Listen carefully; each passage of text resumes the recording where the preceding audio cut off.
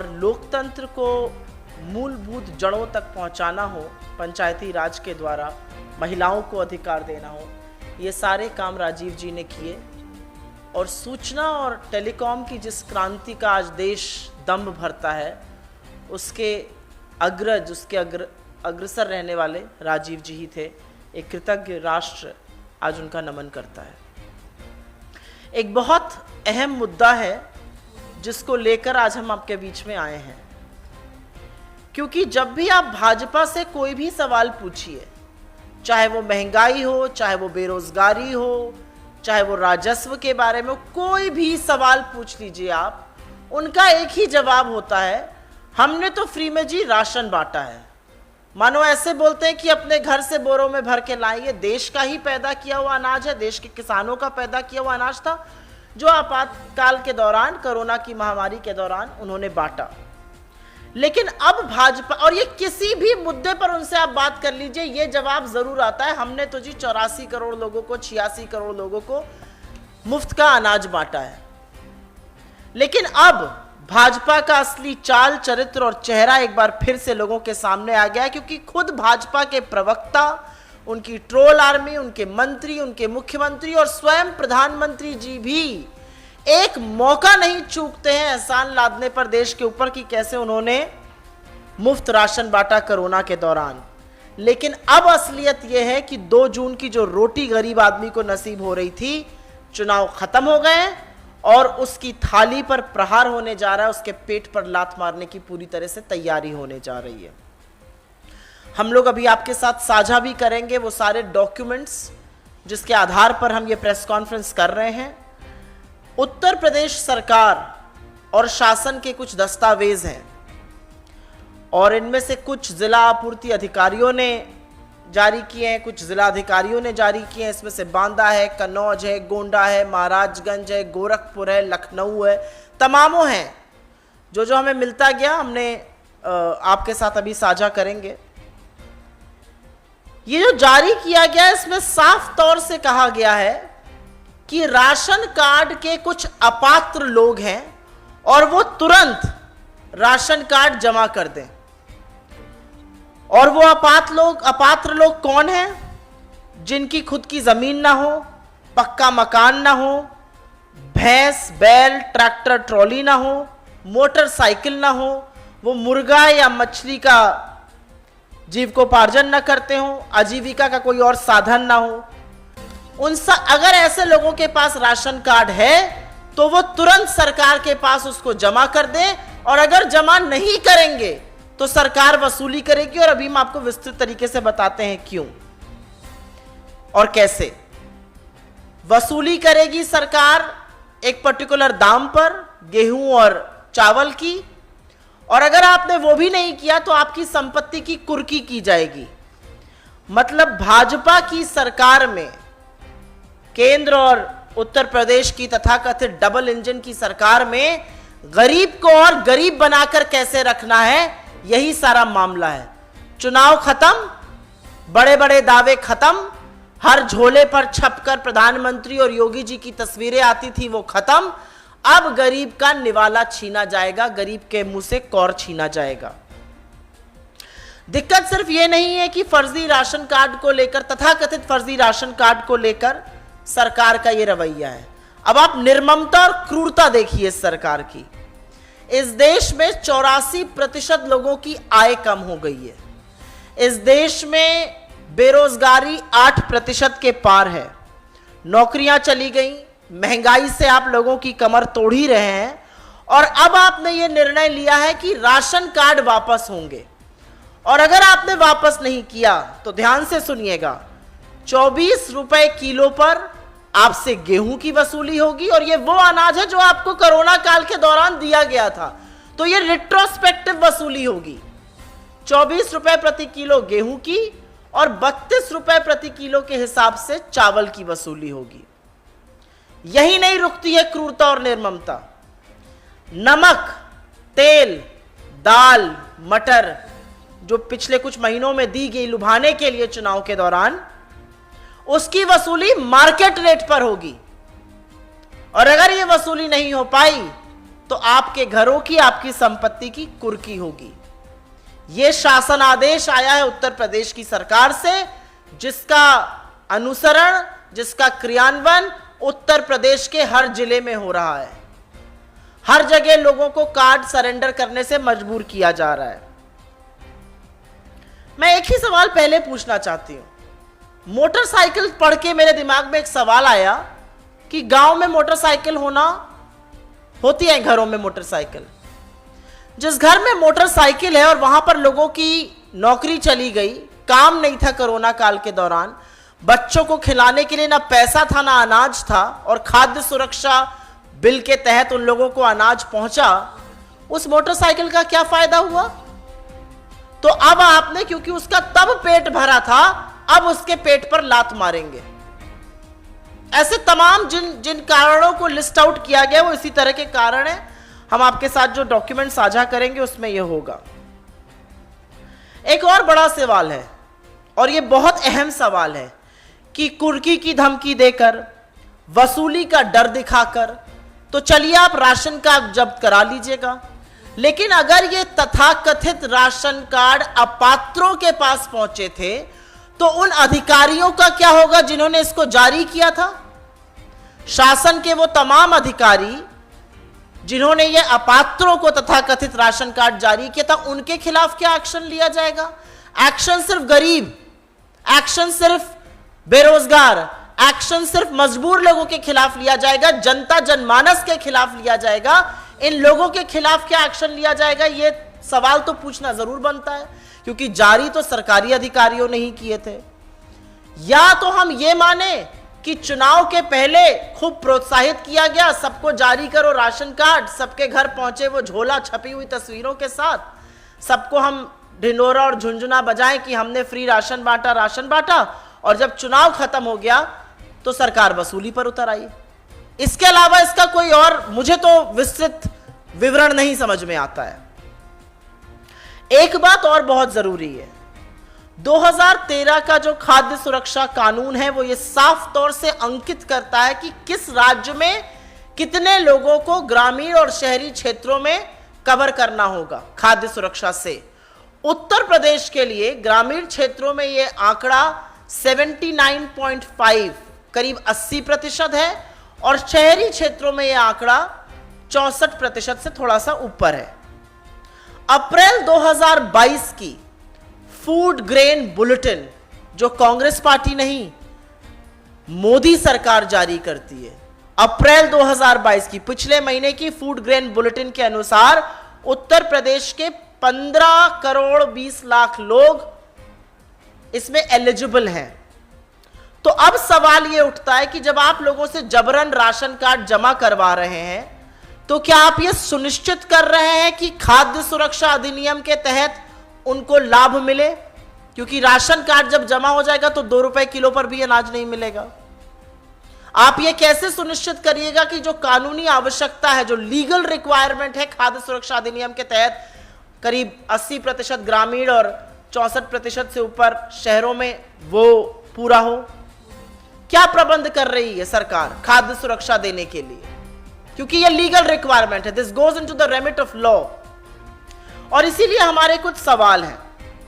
जो नए मानक बने हैं, जिसमें एक मोटरसाइकिल, मुर्गी पालन, अगर आपके सर पे छत है, आप भले बेरोजगार हो, ये जो नए मानक बने हैं, क्या ये राशन कार्ड देते वक्त बनाए गए थे? पहला सवाल। हमारा दूसरा सवाल है, ये मानक राशन कार्ड देने के बाद क्यों बदले गए? तथाकथित अपात्रों को अगर राशन कार्ड पहुंचा तो कार्यवाही अधिकारियों के खिलाफ क्यों नहीं हो रही है, गरीबों के खिलाफ क्यों हो रही है?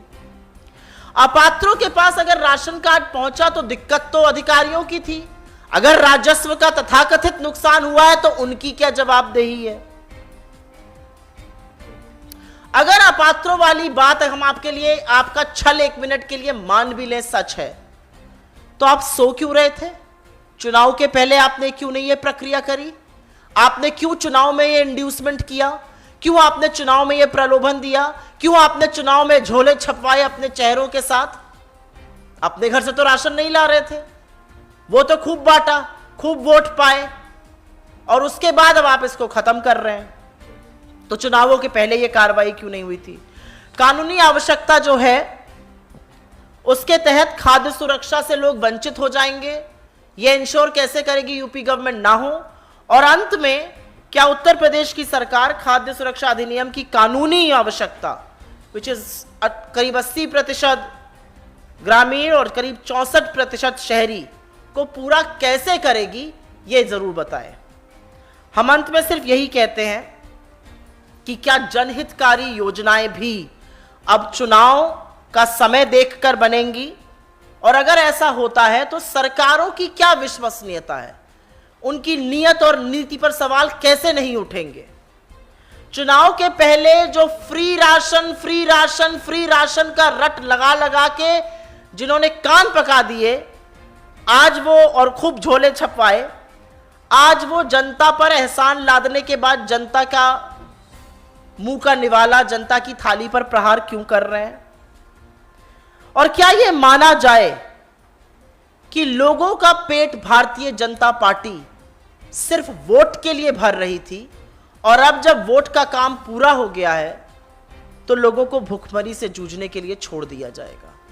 ये कुछ ऐसे सवाल हैं जो मुझे लगता है कि भारतीय जनता पार्टी को, उत्तर प्रदेश की सरकार को, केंद्र की मोदी सरकार को जरूर इनका जवाब देना चाहिए। क्योंकि अगर इनका जवाब नहीं आता है तो सरकार का कोई नैतिक हक नहीं है अगली बार मुंह खोलकर यह बोलने का कि हमने फला लोगों को फला राशन बांटा। I will make a very brief summary in English on this. Once elections are over in Uttar Pradesh, and this is a very important issue, the real face, the true colors of the BJP are visible. And it is visible because this is the same government that kept incessantly talking about free ration to people in Uttar Pradesh and elsewhere in the country. You ask them on economy, you ask them on finances, you ask them on interest rates, you ask them on joblessness, you ask them on anything. The only answer that they quoted was, we gave free ration. Yes, you did. You weren't giving free ration from the BJP's coffers, you were giving free ration which the farmers in this country produced, and that was at the disposal of this country because of the Food Security Act. But today, Uttar Pradesh government has taken a decision that there are people who are ineligible, quote unquote ineligible for ration cards and are enjoying these benefits, and they need to return their ration cards.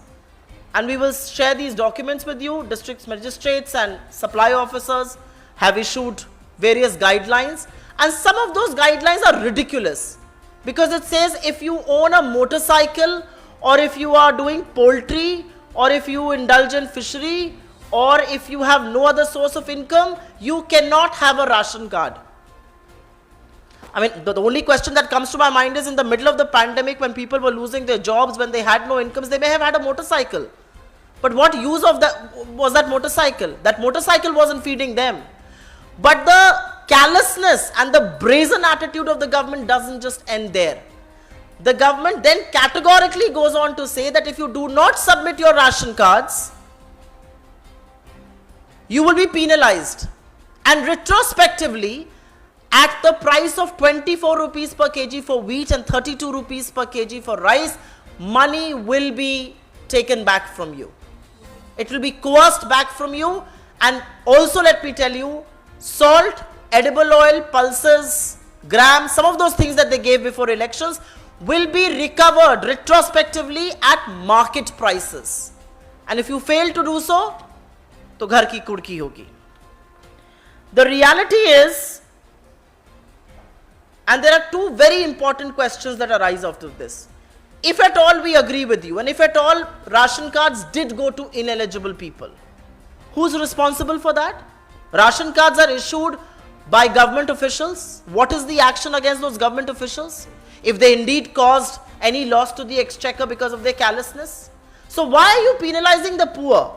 Why are you penalizing the people instead of penalizing the officials who are responsible if at all ration cards went to the wrong people, the wrong beneficiaries?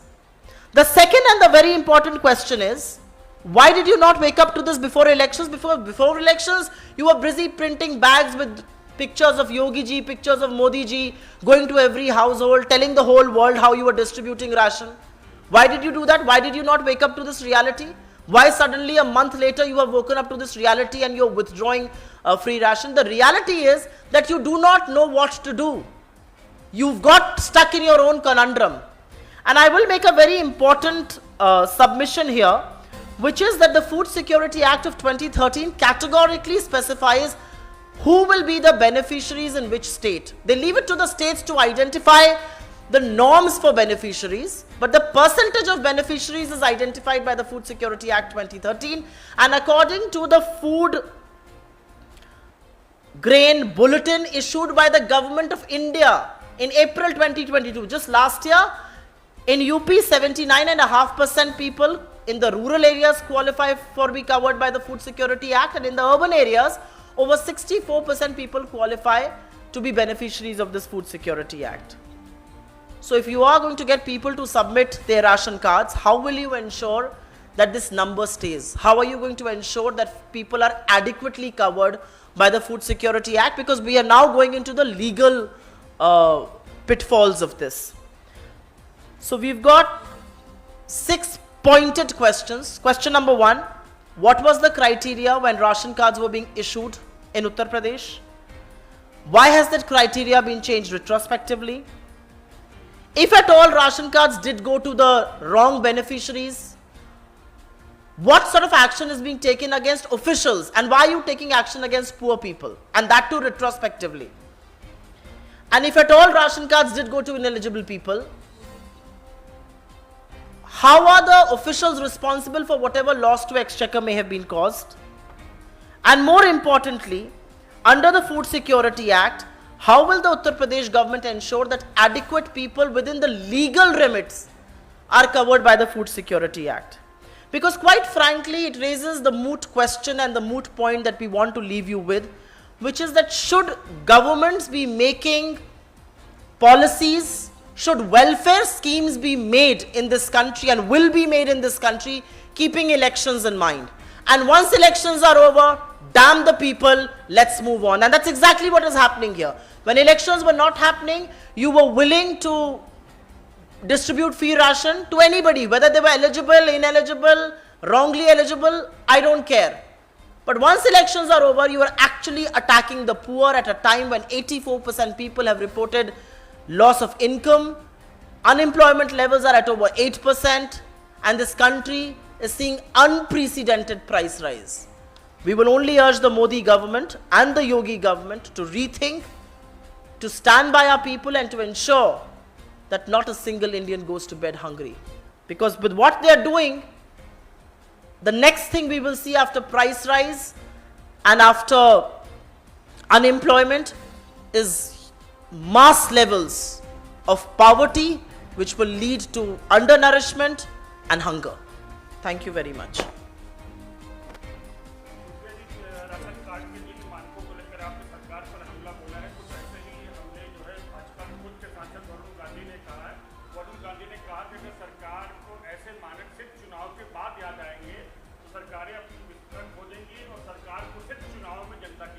चलिए मेरी नहीं तो अपने सांसद की ही सुन लें। और ये सवाल सिर्फ उन्हीं के मन में नहीं आया है, ये सवाल हर उस हिंदुस्तानी के मन में आएगा जो ये चिंता करता है कि लोग भूख से, गरीबी से, गुर्बत से मरे नहीं। हंगर इंडेक्स में भारत 101वें पायदान पे है 116 देशों में, और उसके बाद अब आप लोगों से उनका खाना, उनका निवाला छीनना चाहते हैं। अर्थव्यवस्था ठीक होती, समृद्धि रहती, संपन्नता रहती, तो शायद आप ये रिव्यू कर भी सकते थे। ये राशन कार्ड आपने बांटे हैं, इस राशन कार्ड के बूथे पर आपने वोट लिए, इस राशन कार्ड का भद्दा ढिंडोरा पीट पीट कर एहसान लोगों पर आपने लादा, और अब बजाय अपने अधिकारियों को दंडित करिए, बजाय आप तरीके ढूंढिए कि कैसे ये खाद्य सुरक्षा बनी रहे, आप इसी को खत्म करना चाहते हैं। ये सच है कि जब कोरोना की महामारी आई थी, इस देश में दो ही चीजों ने संजीवनी का काम किया था। एक खाद्य सुरक्षा बिल था और दूसरा मनरेगा था, और दोनों पर ही भाजपा के नेताओं ने और प्रधानमंत्री ने पहले क्या टिप्पणियां करी हैं, ये सार्वजनिक रूप से अवेलेबल है, मुझे रिपीट करने की जरूरत नहीं है। लेकिन यह सच है कि गरीब की थाली पर ठोकर मांगने का काम जो भारतीय जनता पार्टी की सरकार कर रही है वो सर्वथा गलत है, पाप है। ये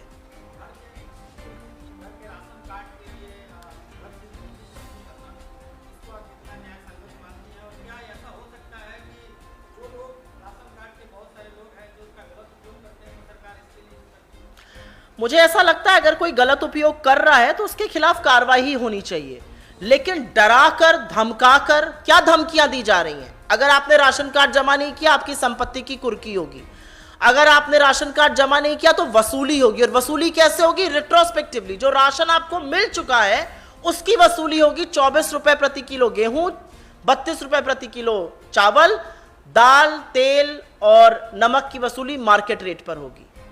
तो सबसे पहले तो यही गलत है, रिट्रोस्पेक्टिव वसूली कैसे करती है। और क्या ये मानक थे जब राशन कार्ड दिया गया था? ये मानक कैसे बदले? और मानक क्या है?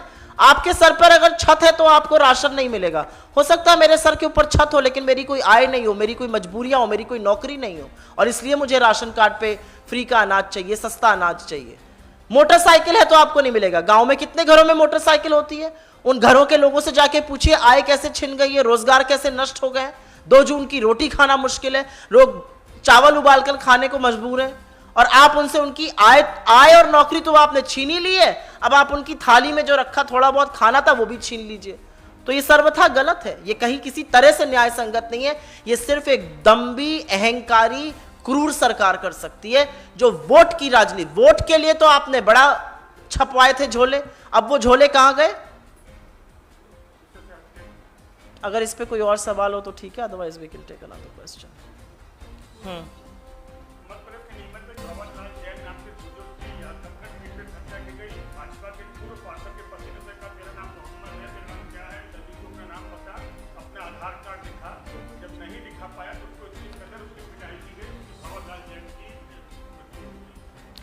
मेरे सुनने में आया था कि कल प्रधानमंत्री जी ने कहीं पर कुछ बोला था कि देश में किस तरह की भाषा का उपयोग होना चाहिए, प्रेम और सौहार्द की भाषा होनी चाहिए, बंटवारे की नहीं होनी चाहिए। मुझे ऐसा लगता है दुनिया में ज्ञान बांटने के जगह अगर प्रधानमंत्री अपनी पार्टी के विषाक्त लोगों से थोड़ा ज्ञान साझा करें, थोड़ी अपनी मौन और चुप्पी तोड़ें जब धर्म और जाति के नाम पर लोगों को पीटा जाता है, नरसंहार होता है, तो शायद देश में ये सारी चीजें होनी कम हो जाएंगी।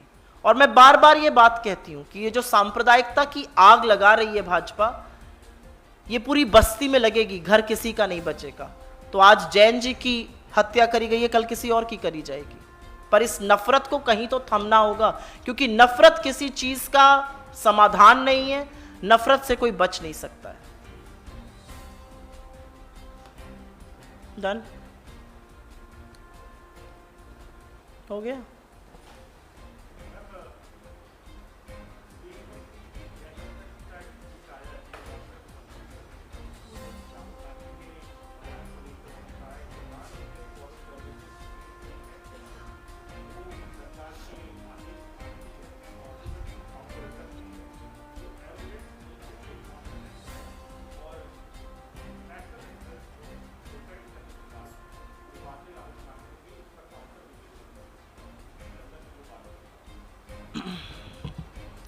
विदेश मंत्री इन बातों को तो काउंटर करें, अच्छी बात है, लेकिन विदेश मंत्रालय की जिस ब्रीफिंग में चाइना पर ढुलमुल बात करी गई थी, पहले उसका संज्ञान लें, उसका जवाब दें। आज चीन ने, और कल इस प्लेटफॉर्म के माध्यम से आपको ये बात बोली भी गई थी और हमने एड्रेस भी करी थी, आज चीन ने एक पुल के बाद दूसरा पुल बना लिया, वांटेज पोजीशंस पर आज भी चीन बैठा है, उस पर विदेश मंत्री जी नहीं बोलते हैं। विदेश मंत्री जी से मैं एक और सवाल पूछना चाहती हूं, चलिए आप डरकर चीन का नाम नहीं लेते हैं, चीन को आप लगातार 2 सालों से अपना सबसे बड़ा ट्रेडिंग पार्टनर क्यों बनाते जा रहे हैं? और चीन को हम इतना धंधा दे रहे हैं जो कि हमारे अपने डिफेंस बजट से ज्यादा है, तो कहीं ना कहीं मोदी सरकार चीन की आर्मी को फंड कर रही है कि वो देश में बैठकर देश विरोधी गतिविधियां करे, क्योंकि अपने डिफेंस बजट से ज्यादा आयात आज आप चीन से कर रहे हैं।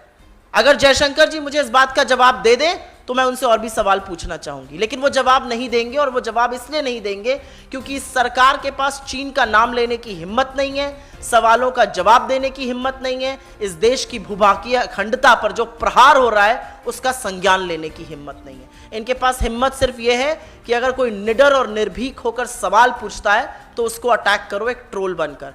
आप 2 रुपल्ली के ट्रोल नहीं है, आप इस देश के विदेश मंत्री हैं, थोड़ी गरिमा बनाकर रखिए। जी कांग्रेस के जो कई नेता पिछले दिनों में पार्टी छोड़ी है, उन्होंने उसको लेकर शिवसेना ने अपने मुखपत्र सामना में एक चिंता जाहिर की है और कहा है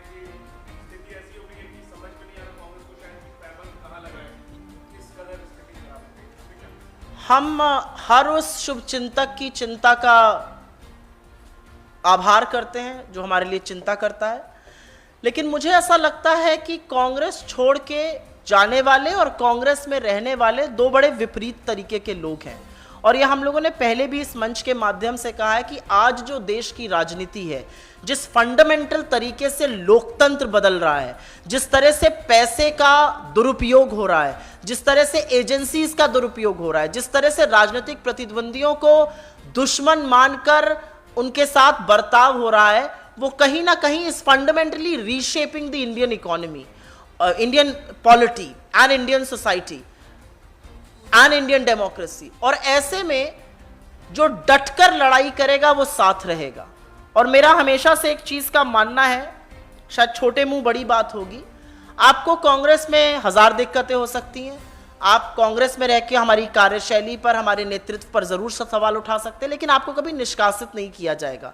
लेकिन अगर आप कांग्रेस का हाथ छोड़कर हमारी 360 डिग्री विपरीत आइडियोलॉजिकल पार्टी से जाकर हाथ मिलाते और गलबैयां करते हैं, तो कुछ तो मजबूरी जरूर रही होगी।